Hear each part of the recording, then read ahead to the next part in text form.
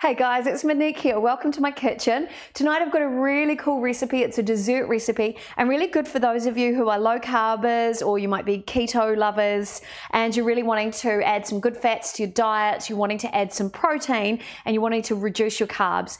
That's what tonight's recipe is all about. And what I really love is that this is really fast and really easy. I believe that this recipe is actually going to become a new viral recipe. So if you like this recipe as much as I do, please like it. It's kind of my own creation and I really love it myself. I ate it for breakfast this morning and it's really actually been helping me on my own low carb journey. It's a marshmallow style mousse, which might sound a little bit weird, but bear with me. I'm going to do this as quickly as possible so that you guys can get the recipe. And if you want all the details, you can actually go for the full list of ingredients and measurements to my website, moniquebradley.tv. First thing I want to say is hi everybody who's watching. Jenny Thompson, good to see you. Jeff Gamegame, good to see you. Really cool. If you've got any questions, oh hi Joe, good to see you as well. If you've got any questions while I'm live tonight, please feel free to ask me questions. I've lost more than 40 kilos in weight and I've got the best health of my life, eating great recipes and lots of plant, lots of protein, lots of good fats and occasional treats like this one. Okay, so marshmallow style mousse. Why it's kind of marshmallowy is I'm actually using tonight, so I'm making like a chocolate. It's a berry style mousse, but I'm actually going to add some gelatin to this. So in the same way that you might make a cheesecake, but this comes out, because there's so much gelatin in here, it comes out really marshmallowy and I really like that. In this container, I've actually already put a tablespoon of cold water. And the reason why I've done that is I don't want my gelatin to stick to the bottom of this. I want it to be able to actually dissolve properly. On top of that, 3 tablespoons of gelatin. Now, for those of you who don't like gelatin for whatever reason, you might be vegan or vegetarian, look, you don't have to make this with the gelatin in. It won't have the same marshmallowy kind of vibe, but it will still be absolutely delicious. By the way, want to let you guys know that this is 166 calories per serving and it gives you a hit of about 4 to 5 grams of protein. You get quite a bit of fat in here, but there's only 1.6 grams of net carbs. So I thought I'd share that with you up front. Okay, I'm going to let that sit for a minute. I just want that to rest and to start absorbing, and then I'm going to add some boiling water to that to mix it through.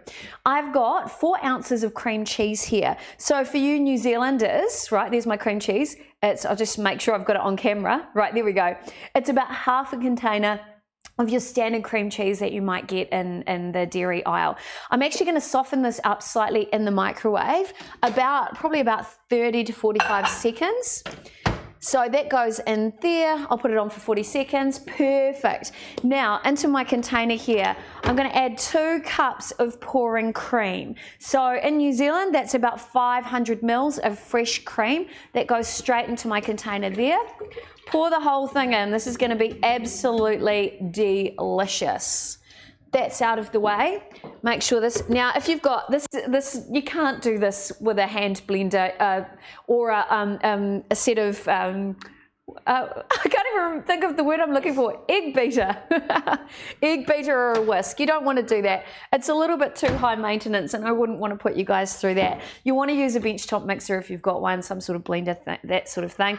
I'm going to add my cream cheese into that container as well.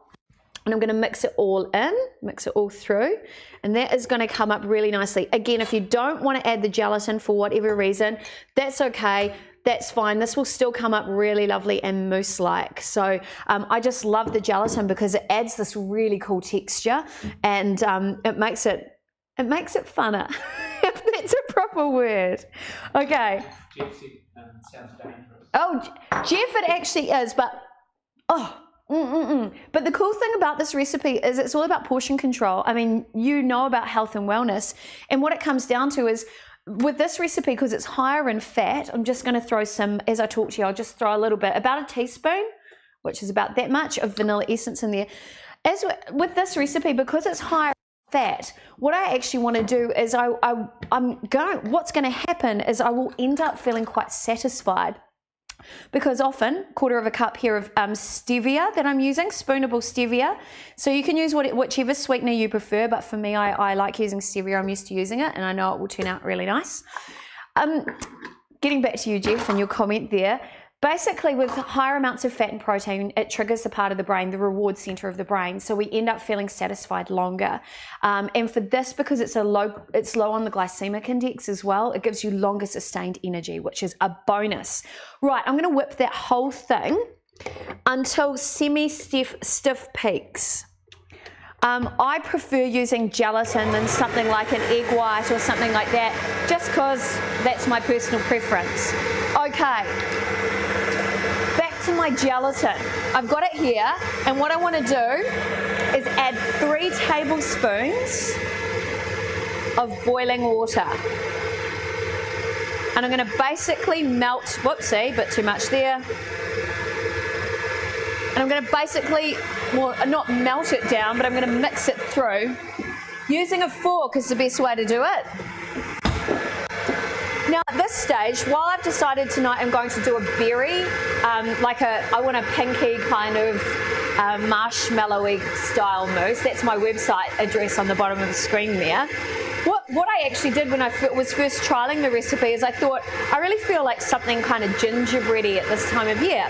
So when I was making up my gelatin mix, I actually mixed through some ginger and some allspice, and the first one I made was a gingerbread style mousse, and I thought, oh, that's really, I really like it. You could also at this stage,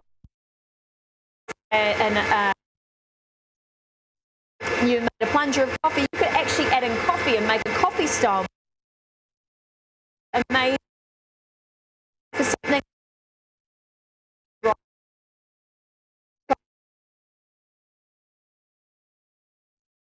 This gelatin to mix through. I'm just going to add a tiny bit more of boiling water there because I want it a little thinner.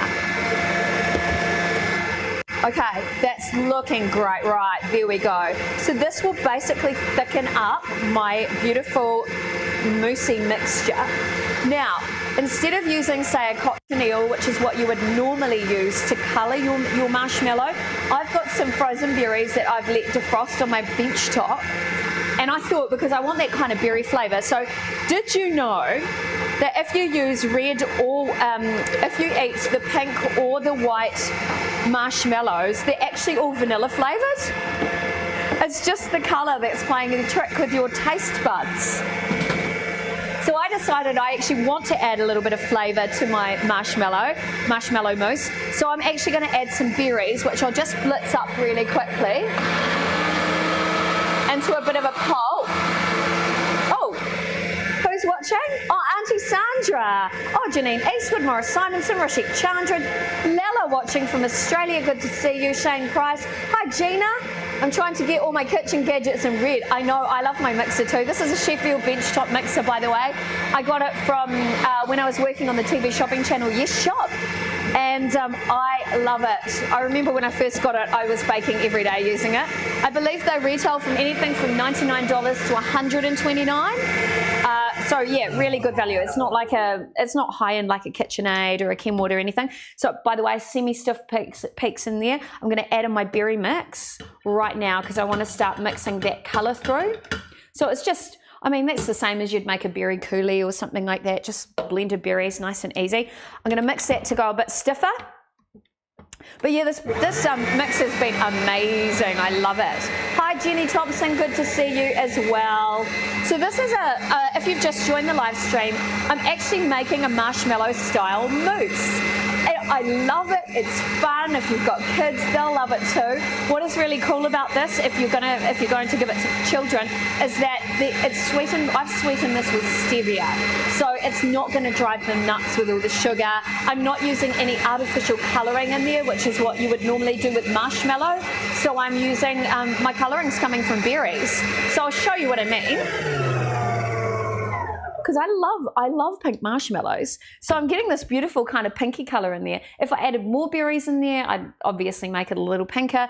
And yeah, I just think it's super pretty. I'm going to mix it till it's a little bit stiffer, perfect. Now, here's where the magic starts to happen. I've got my gelatin mix here that's all blended beautifully through. I'm going to pour the whole lot into, so if you've just joined me, hi, there's 3 tablespoons of gelatin in here mixed with roughly 4 tablespoons of water, 3 tablespoons of boiling water and 1 tablespoon of cold. I put the cold in first so that my gelatin doesn't stick to the bottom. Okay, that goes into my mousse mixture here. Like so. I'm trying to do it in reverse for you guys so you can see. Okay, looking good. And yes, it is still hot, putting that into the cold mixture there. Now I'm going to mix this through, and this will actually whip together. The volume increases quite a bit as well, which is quite fascinating. That's looking good. The one thing you want to do when you're working with something like this, if you've got a high-end blender with a bigger basket, and when I mean basket, I'm talking about the whisk on the end. So this is what we call a basket whisk here. This is really good for aerating products. If your basket whisk is a little bigger, chances are it will get everything around the sides. This is quite a small basket whisk, which came with the unit. So what I want to do is just to make sure that all of the ingredients are mixed through, I do like to give it just a couple of little scoops. I make ice cream, low carb ice cream in the same container, and I also make my pancake mix, my low carb pancake mix and everything in here. I just love it. Okay, one last little whisk.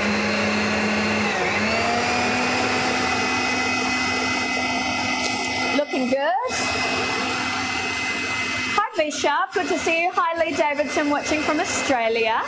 Good to see you. Oh, Jenny Thompson said she lost the sound, Pete. Have you still got sound? Okay, good.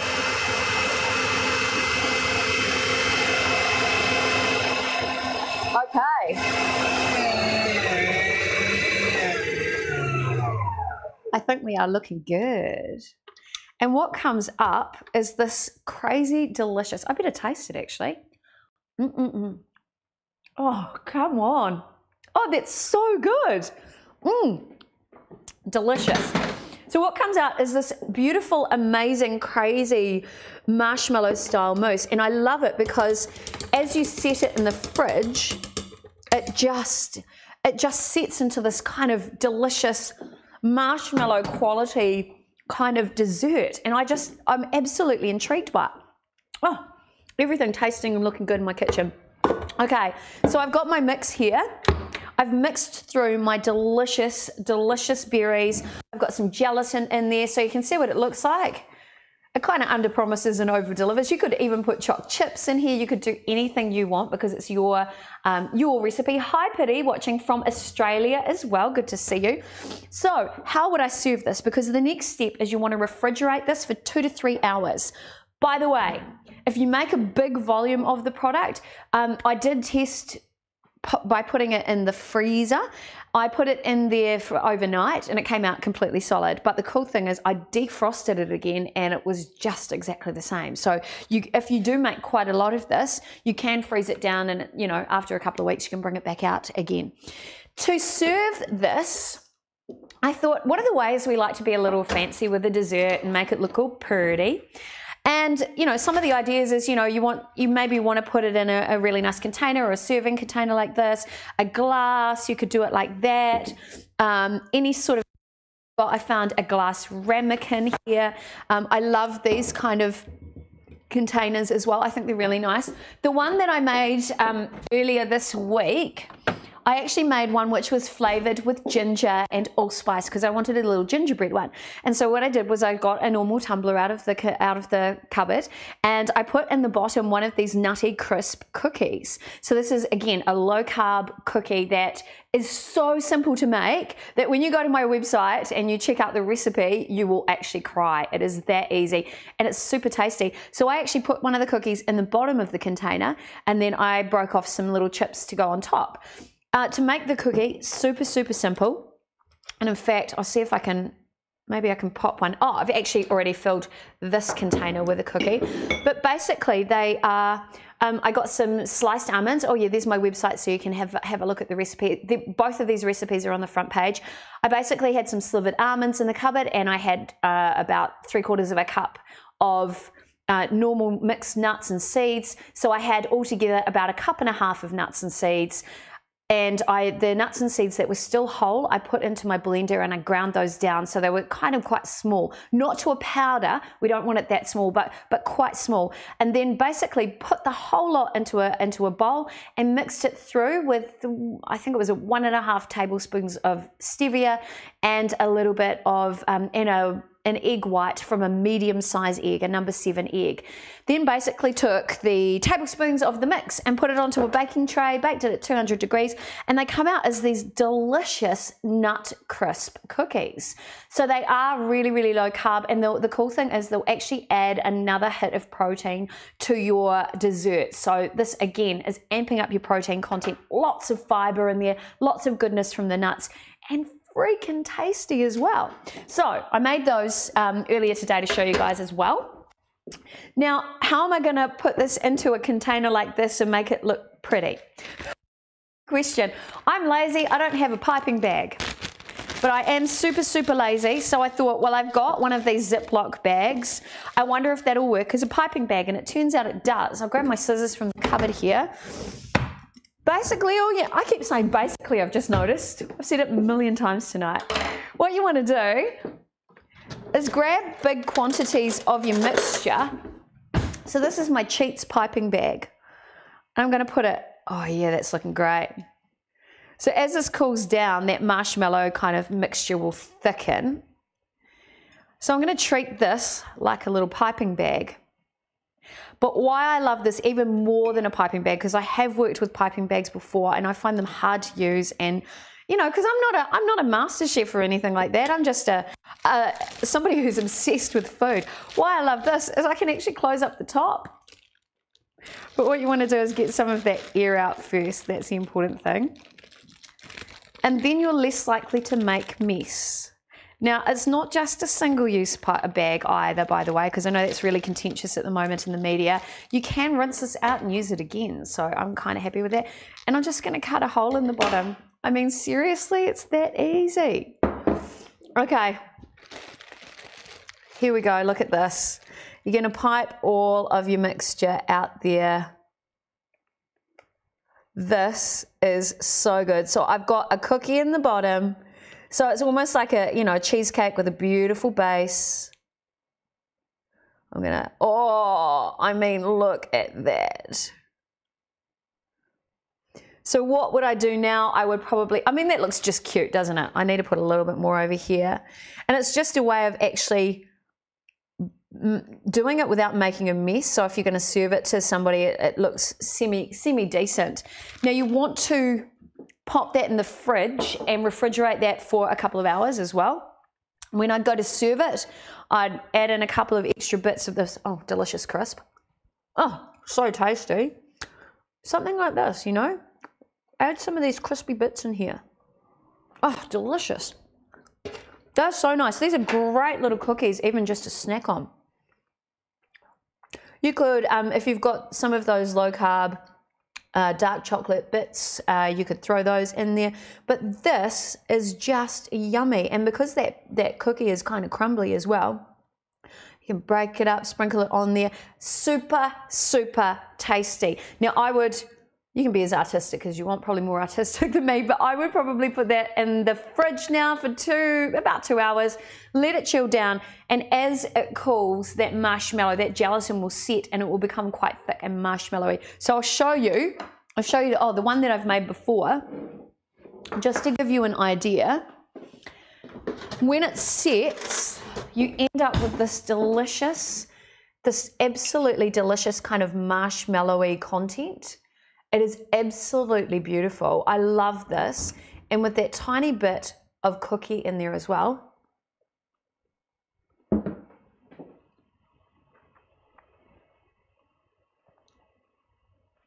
That is the magic, my friends. Right there. Delicious, good fats in there. We want fats, which is good. We've got the goodness of berries in there tonight. You've got lots of nuts, lots of protein in there, and the best part is that's 166 calories. So if you're gonna have a dessert, make every mouthful count, lots of goodness in that. So I know you guys are gonna enjoy that. Hello, Linda Rouse as well, good to see you. Derek Quinn from Wellington, how are you? Okay. Jeff Gamigami has just said, okay, you're high maintenance. Jeff, we need to talk seriously. I am the least high maintenance person I know, and I am absolutely the laziest person I know. What I am obsessed with is good food. This, my friend, is relatively simple, and if I can do it live in front of you guys, anybody can do it. So there you go. Dessert is done. I would even eat this for breakfast, so you can prepare it in advance, eat it for breakfast the next morning. How's that? Super, super easy. All right, time for me to go. Debbie, glad you like it. Jenny, I hope you got your sound back. This has been fun. Thank you guys so much. And remember, if you want to find out more about maybe transforming your lifestyle, if you want to know a little bit more about low carb, if you want some freebies, you can download those from my website. My website is moniquebradley.tv. I've got a heap of recipes on there. And remember, I'm no chef. I've used real food and tasty recipes to transform my health naturally. And you guys can do it too. Because remember, when you eat good food, when you create your own recipes, when you cook from scratch, you hold your health in your hands. So look after your health by eating real food and having an occasional treat. It's all good for you. All right, time for me to go. Have a great evening, and I hope to see you guys again. Delicious.